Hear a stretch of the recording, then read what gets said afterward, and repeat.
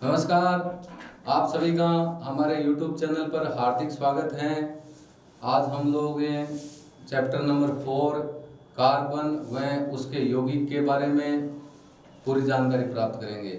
उससे पहले मैं आपको बता देता हूँ कि आप वीडियो स्टार्ट करते हो, स्टार्ट करने के बाद थोड़ा देखते हो, आपको समझ में आता है या नहीं आता है। मैं आपको एक बात बता देता हूँ, आप इस वीडियो को पूरा देखो। पूरा देखोगे तो ही आपको पता चलेगा कि हमने इसमें जो आपके नोट्स पढ़े हैं छोटे छोटे किस प्रकार एकदम सरल और इजी नोट्स पढ़े हैं। आप वीडियो को यदि लास्ट तक देखोगे तो मेरे को पूरा विश्वास है कि आप इस यूट्यूब के अलावा, इस यूट्यूब में जो क्लास अपलोड हो रही है इसके अलावा आपको कहीं देखने की और ज़रूरत नहीं है। इसके जो हमने जो मैटर दिया है, इस मैटर के अलावा आपके किसी एग्जाम में जो अपना बोर्ड एग्जाम है उससे भी अपना इसमें कुछ बाहर नहीं जाएगा। तो आज हम बात करेंगे कार्बन एवं उसके यौगिक के बारे में, जो चैप्टर नंबर अपना 4 है। तो आपको पता होना चाहिए कि अपना पहली बात है कि कार्बन क्या होता है। तो कार्बन की बात करते हैं। कार्बन प्रकृति में प्रत्येक वस्तु में होता है। प्रत्येक वस्तु की बात करते हैं, प्रकृति का प्रत्येक जो भी पदार्थ है सारे पदार्थों में कार्बन की मात्रा होती है। अब कार्बन होता क्या है, कार्बन की विशेषता क्या होती है, तो कार्बन की अपने को थोड़ी बहुत उस कार्बन के बारे में पता होना चाहिए। तो जो आधुनिक आवर्त सारणी होती है उसमें कुल मिलाकर अपने 118 तत्व हैं वर्तमान में, जिसमें कुछ प्राकृतिक भी हैं, कृत्रिम भी है, मिश्र धातुएं भी हैं। तो अलग अलग प्रकार के जो तत्व हैं, कुल मिलाकर तत्व अपने कितने हो गए, 118 है। उनमें से अपना एक तत्व कार्बन है।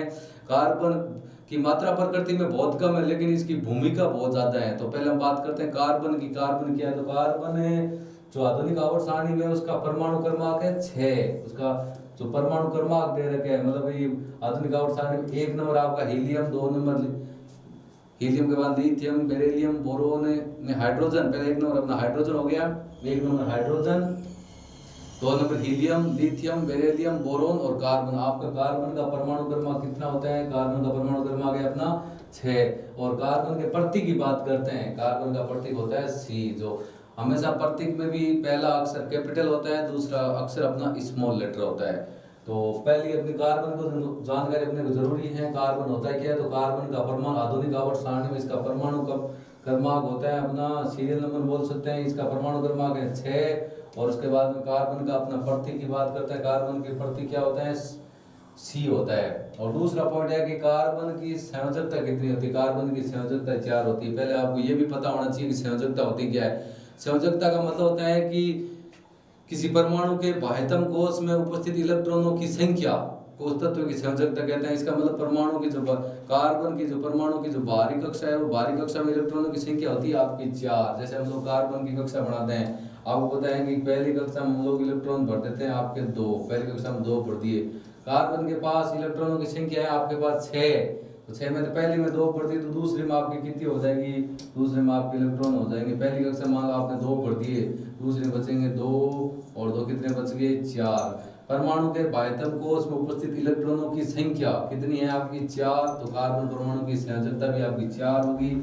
मतलब ये किसी परमाणु को या तो 4 इलेक्ट्रॉन दे सकता है या 4 इलेक्ट्रॉन क्या कर सकता है, ले सकता है। 2 कंडीशन हो सकती है। तो दूसरी विशेषता होगी इसकी संयोजकता 4 होती है। इसके बाद अगली तीसरी विशेषता की बात करते हैं हम लोग कार्बन की। तीसरी विशेषता है इसकी, जब हम लोग भूपरपट्टी में खनिज की बात करते हैं, खनिज को हम लोग निकालते हैं, अलग अलग प्रकार के आपके खनिज होते हैं भूपरपट्टी में। खनिज की अलग अलग खनिज होते हैं। खनिजों में जैसे हम कार्बोनेट की बात करते हैं, चाहे कार्बोनेट हो, चाहे अपना हाइड्रोजन कार्बोनेट हो, चाहे अपना कोयला हो, चाहे अपना पेट्रोलियम हो। भाई खनिज कोई भी हो, चाहे वो कार्बोनेट हो सकता है, हाइड्रोजन कार्बोनेट हो सकता है, आपका कोयला हो सकता है, पेट्रोलियम हो सकता है। कोयला पेट्रोलियम के बारे में आप जानते हैं, ये जीवाश्म ईंधन होते हैं। तो ये कोयला हो सकता है, पेट्रोलियम हो सकता है। के रूप में कार्बन केवल कितने परसेंट है, 0.02% कार्बन की मात्रा है। मैंने बता दिया, हम तो चाहे कोयला निकालो, चाहे पेट्रोलियम निकालो, चाहे वो कार्बोनेट हो, चाहे हाइड्रोजन कार्बोनेट हो, चाहे कोई भी खनिज हो, उस खनिज में आपको यदि कार्बन की मात्रा यदि पता करें कि कार्बन की मात्रा कितनी होती है, एकदम सूक्ष्म मात्रा होती है। कितना परसेंटेज दे रखी है टोटल के रूप में, 0.02% मात्रा किसकी है, कार्बन की मात्रा के रूप में। टोटली कार्बन इतना ही अपना 0.202%। उसके बाद में अगला है कि वायुमंडल में जो आपकी कार्बन डाइऑक्साइड गैस होती है उसकी भी मात्रा कितनी है, 0.03%। कार्बन डाइऑक्साइड की मात्रा है अपनी 0.3%, 0.03%। खनिजों की बात करें तो उनमें कार्बन की मात्रा कितनी हुई टोटल अपनी 0.02% होगी। उसके बाद अगला है अपना, मैंने बता दिया भाई इसका परमाणु क्रमांक 6 है, इसका प्रतीक C होता है। इसका मतलब यह है कि एक कार्बन परमाणु में 6 तो प्रोटॉन होते हैं, 6 ही आपके न्यूट्रॉन होते हैं, 6 ही आपके क्या होते हैं, इलेक्ट्रॉन होते हैं। इसमें इलेक्ट्रॉन, प्रोटॉन और न्यूट्रॉनों की संख्या आपकी समान होती है। परमाणु क्रमांक यदि आपका 6 है तो उसके अंदर 6 तो इलेक्ट्रॉन है, 6 ही प्रोटॉन है, 6 ही आपकी क्या है, न्यूट्रॉन। तो कार्बन प्रकृति के प्रत्येक पदार्थ में सूक्ष्म मात्रा में उपस्थित है, इसकी उपस्थिति जरूरी भी है।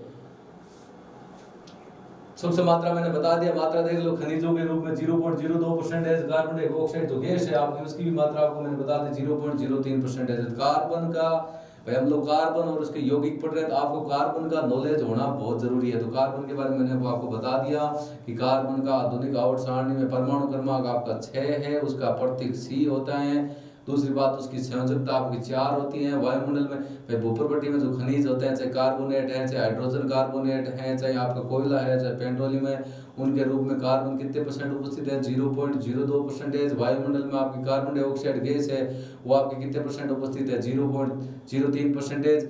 और कार्बन में इलेक्ट्रॉन, प्रोटॉन और न्यूट्रॉन की संख्या कितनी है, 6 चाहिए, सबकी बात करते हैं। आगे देखो, अब उसके बारे में उनके यौगिक पढ़ेंगे अलग अलग। तो कार्बनों में सबसे पहले आबंध की बात करते हैं भाई, कौन कौन से बंध होते हैं, किस प्रकार के आबंध होते हैं, उन आबंध के बारे में बात करते हैं। अपना अगला टॉपिक है कार्बन में आबंध, किस प्रकार के कौन से आबंध होते हैं। तो सबसे पहला आबंध है अपना, इसके अंदर है कौन सा आबंध है आपका, सहसंयोजी आबंध। आपको इस बंध की परिभाषा आनी चाहिए, सहसंयोजी आबंध होता है क्या है, उसकी परिभाषा क्या होती है। तो आपको पता होना चाहिए कि सहसंयोजी आबंध मतलब जिस कोई दो परमाणु के मध्य इलेक्ट्रॉन का साझा, मतलब कोई किसी परमाणु को कोई यौगिक बनाता है तो उसको किसी को 2 इलेक्ट्रॉन चाहिए, किसी को 1 इलेक्ट्रॉन चाहिए। इलेक्ट्रॉन के स्थानांतरण से जो बंध का निर्माण होता है उसे कौन सा बंध कहते हैं, सहसंयोजी आबंध कहते हैं। पहले इसकी भाषा देख लेते हैं। इसकी भाषा क्या दे रखी है आपकी, भाषा दे रखी है, आप देखो ध्यान से भाषा को। भाषा अपनी दी हुई है कि वह रासायनिक आबंध जिसमें परमाणुओं के बीच इलेक्ट्रॉन युग्मों का आदान प्रदान होता है, इस प्रकार बने रासायनिक आबंध को कौन सा आबंध कहते हैं, सहसंयोजी आबंध कहते हैं। कौन सा आबंध कहते हैं, सहसंयोजी आबंध। यदि आपको सहसंयोजी बंध की आबंध बोल दो चाहे बंध बोल दो, यदि इसकी आपको परिभाषा पूछे तो परिभाषा क्या होती है कि वह मतलब ये बंध बनता कैसे, किन्हीं 2 परमाणु में इलेक्ट्रॉन युग्म के साझा के द्वारा जो निर्मित जो आपका बंध होता है वो कौन सा बंध होता है, सहसंयोजी आबंध होता है। तो आगे देखो सहसंयोजी आबंध की और विशेषता। सहसंयोजी आबंध की हमने परिभाषा देख ली। इसमें अगला अपना छोटा सा पॉइंट है भाई, आबंध की बात कर ली तो पहले आबंध की बात करते हैं, उसके बाद इसके सहसंयोजी यौगिक की बात करते हैं। भाई सहसंयोजी यौगिक होते क्या है, तो देखो आपकी हेडिंग अगली हेडिंग है अपनी, सहसंयोजी यौगिक। भाई सहसंयोजी यौगिक तो भाषा तो वही होगी भाई, जिनमें कौन सा आबंध होगा, सहसंयोजी आबंध होगा। ऐसे यौगिक जिनमें सहसंयोजी आबंध उपस्थित होता है वो सहसंयोजी यौगिक होंगे। ये देखो भाषा क्या लिखी हमने, ऐसे यौगिक जिसमें केवल सहसंयोजक बंध होते हैं उन्हें सहसंयोजी यौगिक कहते हैं। मतलब उनमें एक ही बंध होता है, कौन सा बंध होता है आपका, सहसंयोजी आबंध। इसका मतलब होता है इलेक्ट्रॉन युग्म के साझा के द्वारा जो आपका यौगिक निर्मित होंगे, इलेक्ट्रॉनों के स्थानांतरण के द्वारा आपस में जो यौगिक निर्मित होंगे वही यौगिक आपके कौन से यौगिक होंगे, सहसंयोजी यौगिक होंगे। अलावा आपका कोई यौगिक नहीं होगा जिसके अंदर आपका सहसंयोजी आबंध उपस्थित होगा, वही आपका कौन से यौगिक होंगे, सहसंयोजी यौगिक। इसकी दूसरी परिभाषा भी लिख सकते हैं कि जब 2 ए धातु, बात धातु की नहीं हो रही है, धातु की हो रही है, देख सकते हो। ए धातु एक दूसरे के साथ प्रतिक्रिया या विक्रिया करते हैं तो वे किस यौगिक का निर्माण करते हैं, एक सहसंयोजी यौगिक बनाते हैं। हमेशा ध्यान रखना, 2 धातुएं आपस में क्रिया करके कौन से यौगिक का निर्माण करते हैं, सहसंयोजी यौगिक का।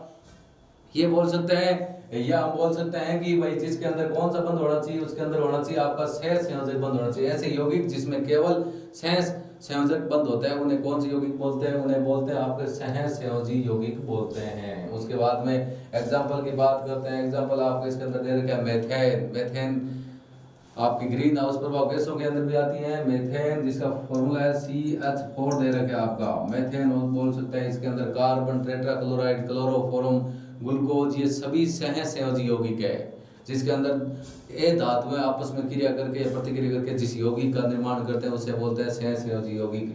आगे जल्दी इनकी विशेषता और देख लेते हैं सहसंयोजी यौगिक। तो पहले हम देख लेते हैं सहस्त्रज योगी के गुणों की बात करते हैं, सहस्त्रज योगिकों में कौन कौन से गुण होते हैं। तो जैसे पिछले चैप्टर में हमने आयनिक यौगिकों के बारे में पढ़ा, आयनिक यौगिकों के गुणों के बारे में पढ़ा, तो अब इसमें बात करते हैं सहस्त्रज यौगिक। आपने पढ़ लिया कि दो धातुओं आपस में मिलकर सहस्त्रज यौगिक बनाते हैं हमेशा, या जिसके अंदर सिर्फ केवल सहस्त्रज आबंध होता है उन्हें अपना कौन सा क्या बोलते हैं, उन्हें अपना बोलते हैं सहस्त्रज यौगिक। तो उनकी भौतिक उन यौगिकों के गुणों की बात करते हैं, गुण कौन कौन से हैं। तो पहला गुण है अपना भौतिक अवस्था। भौतिक अवस्था मतलब जो सहस्त्रज यौगिक होते हैं उनकी भौतिक अवस्था क्या होती है, तो आपको पता होना चाहिए। जो सहस्त्रज यौगिक होते हैं उनकी वो ठोस अवस्था में भी होते हैं, द्रव अवस्था में भी होते हैं और गैस अवस्था में होते हैं। हमेशा ध्यान रखना कि सहस्त्रज यौगिकों की भौतिक अवस्था ठोस भी होती है, द्रव भी होती है और गैस भी होती है। आप देख सकते हो इसके अंदर, देखो भाषा सहस्त्रज यौगिक के ठोस, द्रव में गैस तीनों अवस्था में पाए जाते हैं। उनकी तीनों अवस्था होती है। तीनों अवस्था के मैं आपको एग्जाम्पल भी बता देता हूँ कि कौन कौन से पदार्थ होते हैं, उनके एग्जाम्पल आपको बताना पड़ेगा। मैंने ये तो बता दिया कि ठोस में भी होती है, द्रव में भी होती है, गैस में होती है। कौन सा यौगिक ठोस में होता है वो भी बता देता हूँ आपको। तो मीथेन की बात करते हैं, मीथेन की बात करते हैं जिसका फॉर्मूला CH4 होता है। ये आपकी गैस अवस्था में होती है, गैस है इसका मतलब गैस अवस्था में होती है। इसके बाद में क्लोरोफॉर्म की बात करते हैं। ये जो ये गैस होती है द्रव अवस्था में होती है, आपकी लिक्विड द्रव अवस्था में होता है पदार्थ है यौगिक के। इसका फॉर्मूला होता है CHCl3। इस प्रकार होता है, टाइपिंग में इस 3 पर ऊपर आ गए हैं।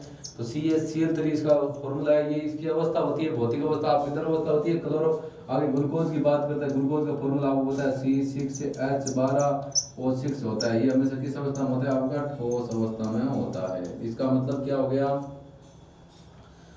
कि सहस्त्रज यौगिक ठोस में भी, भौतिक अवस्था उनकी ठोस भी होती है, द्रव भी होती है और गैस भी होती है। मीथेन इसका एग्जांपल है, वो गैस अवस्था में होता है CH4। क्लोरोफॉर्म जो यौगिक है वो द्रव अवस्था में होता है जिसका फॉर्मूला CHCl3 हो गया। और ग्लूकोज की बात करते हैं जो ठोस अवस्था में होता है उसका फॉर्मूला C6H12O6। इसका फॉर्मूला तो आप जानते हो, छोटी कक्षा में भी अपना आता है।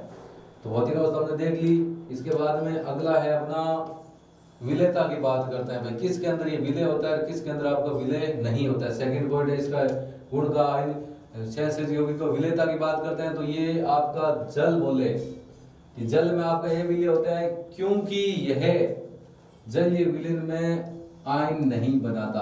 आप इसको जल की बात करते हैं। जल के साथ में जो ध्रुवीय विलायक होते हैं इनके अंदर आपका सहसंयोजक विलय नहीं होता। क्यों नहीं होता?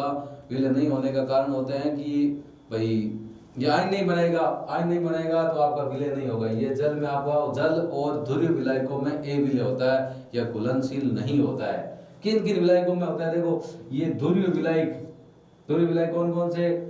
ध्रुवीय कार्बनिक विलायक जो भी है, जैसे उदाहरण दे रखा है इसमें, ईथर का उदाहरण दे रखा है, बेंजीन का उदाहरण दे रखा है, CCl4 जिसको बोलते हैं कार्बन टेट्राक्लोराइड, CHCl3 और एसीटोन कीटोन को बोलते हैं। उनमें जितने भी कार्बनिक अध्रुवीय कार्बनिक विलायक होते हैं उनके अंदर विलय होते हैं, चाहे वो ईथर हो, चाहे आपका बेंजीन हो, चाहे कार्बन टेट्राक्लोराइड हो, चाहे आपका क्लोरोफॉर्म हो, चाहे आपका एसीटोन हो, उन सभी के अंदर ये क्या होता है? विलय होता है, घुलनशील होता है। ध्रुवीय विलायकों में तो ए विलय होता है, जबकि अध्रुवीय विलायकों में विलय होता है। आप पूछे ना कि सहसंयोजक यौगिकों की विलेयता के बारे में, क्या उनकी विलेयता कैसी होती है? तो जल के अंदर और ध्रुवीय विलायकों में तो ए विलय होते हैं, जबकि कार्बनिक विलायक या अध्रुवीय विलायक होता है जिसके अंदर ether, benzene, chloroform, carbon tetrachloride और एसीटोन बोले तो कीटोन के अंदर ये आपका क्या होता है? विलय होता है। अगली आपकी विद्युत चालकता। तो बात करते हैं आयनिक यौगिक विद्युत के सुचालक होते हैं या कुचालक होते हैं। आपको पता है इसके अंदर आयन उपस्थित नहीं होते, तो ये विद्युत के क्या होते हैं? कुचालक होते हैं, सीधी सी बात है। तो इसमें देख लो विद्युत चालकता की बात करते हैं। सहसंयोजक यौगिक विद्युत के कुचालक होते हैं क्योंकि ये विद्युत के चालन के लिए आयन या मुक्त इलेक्ट्रॉन नहीं रखते। आपको ये जल में घुलनशील नहीं होते आयन नहीं बनाएंगे, आयन नहीं होंगे, मुक्त इलेक्ट्रॉन भी नहीं है। यदि मुक्त इलेक्ट्रॉन नहीं है तो सीधा सा बात यह है कि जो आपके आयनिक यौगिक होते हैं वो विद्युत के कुचालक होते हैं। कैसे होते हैं? विद्युत के कुचालक होते हैं। आयनिक यौगिक नहीं, सॉरी, सहसंयोजक यौगिक आपके विद्युत के क्या होते हैं? कुचालक होते हैं। आयनिक यौगिक विद्युत के सुचालक होते हैं, लास्ट चैप्टर में था। तो विद्युत चालकता की बात करते हैं। जो आपके सहसंयोजक यौगिक होते हैं, सहसंयोजक यौगिक विद्युत के क्या होते हैं? कुचालक होते हैं, क्योंकि इनमें ना तो आयन का निर्माण होता, ना ही आपका किसका निर्माण होता? मुक्त आयनों के साथ में किसका मुक्त इलेक्ट्रॉनों का निर्माण होता है, तो इसके लिए विद्युत के क्या होते हैं, कुछ अलग होते हैं। अगला है अपना गलनांक और क्वथनांक की बात करते हैं। इनका गलनांक और क्वथनांक क्या है, तो आपको ये भी पता है कि इनके ना तो आयन बनते जल के अंदर आपके विलयशील हैं, इनका गलनांक और क्वथनांक, इनके मध्य दुर्बल आकर्षण बल होने के कारण इनका गलनांक और क्वथनांक कम होगा। गलनांक और क्वथनांक के बारे में आपको पहले भी बता चुका हूं। गलनांक का मतलब होता है वह ताप जिस पर आपका ठोस किस में बदलता है, द्रव्य में, और क्वथनांक का मतलब होता है वह ताप जिस पर आपका द्रव्य किस में बदलता है, गैस में बदलता है, उसे बोलते हैं गलनांक। ठोस का आपको द्रव्य में बदलना ताप, और क्वथनांक का द्रव्य का किस में बदलना, गैस में। तो जो सहसंयोजी आपके यौगिक होते हैं उनमें आपका दुर्बल आकर्षण बल होने के कारण इनका गलनांक और क्वथनांक का मान क्या होता है, आपका कम होता है। और इस आकर्षण बल को तोड़ने के लिए ऊर्जा की भी आवश्यकता अपने को क्या होती है, कम ऊर्जा की आवश्यकता होती है। बल आपका कमजोर है, कमजोर बल है, तो उसको तोड़ने के लिए कम ऊर्जा की आवश्यकता होगी। तो आप सीधा सा बता सकते हैं कि आयनिक यौगिक की क्या बतानी है कि गलनांक और आयनिक सहसंयोजी यौगिक का गलनांक और क्वथनांक का मान क्या होता है, कम होता है। बार बार जो पीछे हमने आयनिक यौगिक पढ़े हैं उनके बाद उसी का नाम आ रहा है। तो ये हम बात करें सहसंयोजी यौगिक, तो उनका गलनांक और क्वथनांक का मान क्या होता है, कम होता है। 3 पॉइंट पढ़ लिए। पहला हो गया आपने सहसंयोजी यौगिक की भौतिक अवस्था। सहसंयोजी यौगिक ठोस में भी होता है, द्रव में होता है, और किस में होता है, गैस में। 2 नंबर हमने विलेयता की बात की है, जल में ध्रुवीय विलायकों में ये विलय होते हैं सहसंयोजी यौगिक के। और जो आपके अकार्बनिक विलायक होते हैं जैसे ईथर हो गया, बेंजीन हो गया, क्लोरोफॉर्म हो गया, कार्बन टेट्राक्लोराइड हो गया, एसीटोन हो गया, उसके अंदर विलय होता है। सहसंयोजी यौगिक के गलनांक और क्वथनांक की बात करें तो सहसंयोजी यौगिक का गलनांक और क्वथनांक का मान कम होता है क्योंकि उनके अंदर दुर्बल आकर्षण बल होता है। अगला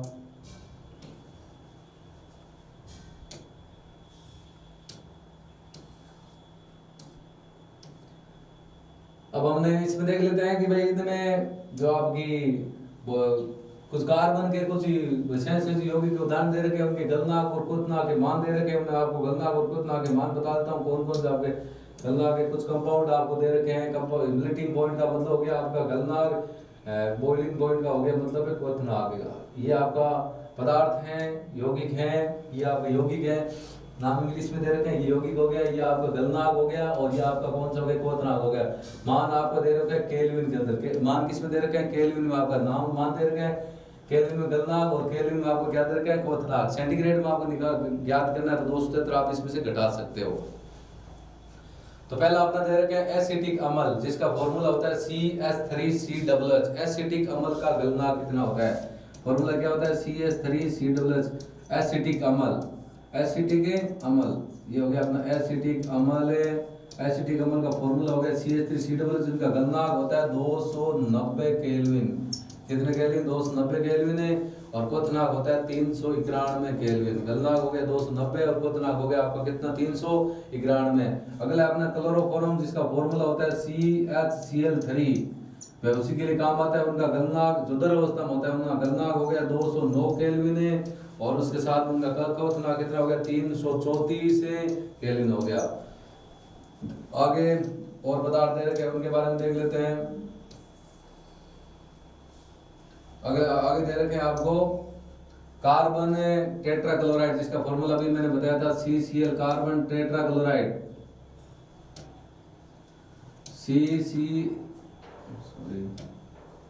CCl4 कार्बन टेट्राक्लोराइड है। उनका जो आपका गलनांक होता है 250 केल्विन हो जाएगा। क्वथनांक की बात करते हैं, क्वथनांक लगभग आपका 350 मान सकते हैं, 349.5 केल्विन है।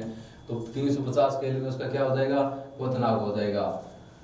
एथेनॉल की बात करते हैं, एल्कोहल है अपना, शराब है, एथेनॉल एल्कोहल। जैसे पहले अपना मेथेनॉल होगा, उसके बाद एथेनॉल, प्रोपेनॉल, एथेनॉल जिसमें इसका फॉर्मूला है C2H5OH। उसका गलनांक की बात करते हैं 156 केल्विन दे रखे हैं। क्वथनांक आपका दे रखा है 351 केल्विन। इनका अलग अलग गलनांक और क्वथनांक नहीं पूछे जाते, लेकिन अपने को नॉलेज हो, कम से कम इनकी जानकारी होनी चाहिए भाई इनका गलनांक क्वथनांक लगभग कितना हो सकता है। अब मीथेन की बात करते हैं। मीथेन जो आपकी गैस है, ग्रीन हाउस गैस, कुछ प्रभाव गैस भी है अपना, उसका के जो गलनांक है बहुत कम है। आपका कितना दे रखा है, 90 केल्विन दे रखा है। क्वथनांक कितना दे रखा है, 111 केल्विन दे रखा है आपका। उसके बाद में अपना है मेथेनॉल के एसिड, जिसका फॉर्मूला हो गया HCOOH हो गया अपना मेथेनोइक एसिड की बात करते हैं, उनका गलना का मान दे रखा है 281.4 मतलब 281.4 281 कैलोरी बोल सकते हैं। क्वोथना का आपका 373 कैलोरी दे रखा है, 373.5 दे रखा है, हम लोग 373 कैलोरी बोल सकते हैं, इनका मान 281 बोल सकते हैं। ये कुछ पदार्थ है जिनका हमने गलनाक और क्वोथना के बारे में बात। ऐसे कि किसी भी प्रोडक्ट का अपने को एग्जाम में गलना क्वोथना पूछने का चांस बहुत कम होता है, लेकिन अपने को नॉलेज होना चाहिए किसका गलना कितना होता है लगभग। आगे आपको पता है कि कार्बन की बात कर लेते हैं, हम थोड़ी सी कार्बन के बारे में पढ़ रहे हैं। तो कार्बन की आपको पता है कि पहले बात करते हैं। अब आपको पता है कि कोई भी इलेक्ट्रॉन त्यागता है वो धनायन बनाने की कोशिश करेगी, कोई इलेक्ट्रॉन ग्रहण करता है वो ऋणायन बनेगा। तो पहले बात करते हैं कि कार्बन की संयोजकता 4 होती है, तो उसके ऊपर बात कर रहे हैं।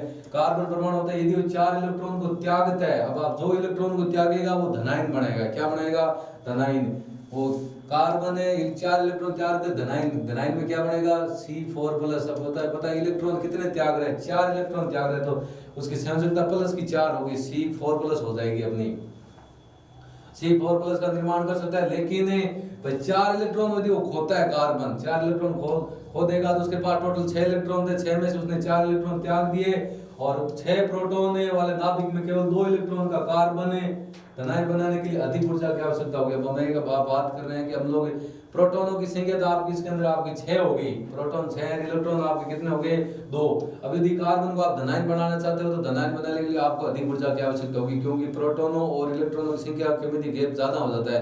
प्रोटॉन हो जाते हैं आपके 6 इलेक्ट्रॉन हो गए आपके 2 ही, क्योंकि 4 इलेक्ट्रॉन हमने त्याग दिए, 4 इलेक्ट्रॉन त्यागेंगे, 4 इलेक्ट्रॉन डालेंगे, कार्बन धनायन का निर्माण होगा। इसके लिए आपको ज्यादा ऊर्जा की आवश्यकता होगी। दूसरा अगला ऑप्शन है अपना कि यदि वो 4 इलेक्ट्रॉन ग्रहण करता है, 4 इलेक्ट्रॉन क्या करता है आपका? ग्रहण। तो जो इलेक्ट्रॉन ग्रहण करेगा वो ऋणायन बनेगा। तो इसमें भाषा देखो अपने कार्बन परमाणु 4 इलेक्ट्रॉन ग्रहण करके कार्बन ऋणायन का निर्माण कर सकता है, लेकिन 6 प्रोटॉन वाले नाभिक के लिए 10 इलेक्ट्रॉन अर्थात 4 अतिरिक्त इलेक्ट्रॉन धारण करना थोड़ा मुश्किल भी हो सकता है। आपको पता है कि कार्बन में प्रोटॉनों की संख्या तो आपकी 6 होती है। जैसे मान लो 4 इलेक्ट्रॉन ग्रहण करता है, कार्बन ऋणायन बोले तो C4- हो जाएगा, उसमें तो C4+ होगा, इसमें C4- होगा, क्योंकि वो 4 इलेक्ट्रॉन ग्रहण करे पहले से, उसके बाद 6 इलेक्ट्रॉन थे, 4 और ग्रहण कर लिए तो 10 इलेक्ट्रॉन होगी, जिसमें आपके नाभिक में प्रोटॉनों की संख्या आपकी 6 है और उसमें 4 अतिरिक्त इलेक्ट्रॉन है। थोड़ा धारण ग्रहण करना थोड़ा मुश्किल होता है, लेकिन कर तो सकते हैं, लेकिन थोड़ा मुश्किल होता है। उसमें 2 इलेक्ट्रॉन होते हैं पहले धनायन में, तो उसमें अधिक ऊर्जा की आवश्यकता होती है। ये तो अपना कार्बन और उसके यौगिक का फर्स्ट चैप्टर, जिसमें हमने कार्बन के बारे में थोड़ा आपको बताया जानकारी। उसके बाद हमने सहसंयोजी आबंध के बारे में बात करी, उसके बाद सहसंयोजी आबंध यौगिक के बारे में बात करी, सहसंयोजी यौगिक क्या होते हैं और उनके जो गुणधर्म क्या होते हैं, भौतिक अवस्था की बात करते हैं, उनका गलना क्वोथना विलेयता की बात करते हैं, उनके बारे में बात करी। ये था इनका फर्स्ट चैप्टर, फर्स्ट पार्ट। और अगला पार्ट हम जल्दी अपलोड करेंगे, इसके नीचे आप जाके प्ले लिस्ट में जाकर देख सकते हैं। यदि आपको ये वीडियो या ये क्लास अच्छी लगी है तो इसको लाइक करें, अपने दोस्तों के साथ शेयर करें, हमारे यूट्यूब चैनल को सब्सक्राइब करें। Thank you. जय हिंद, जय भारत।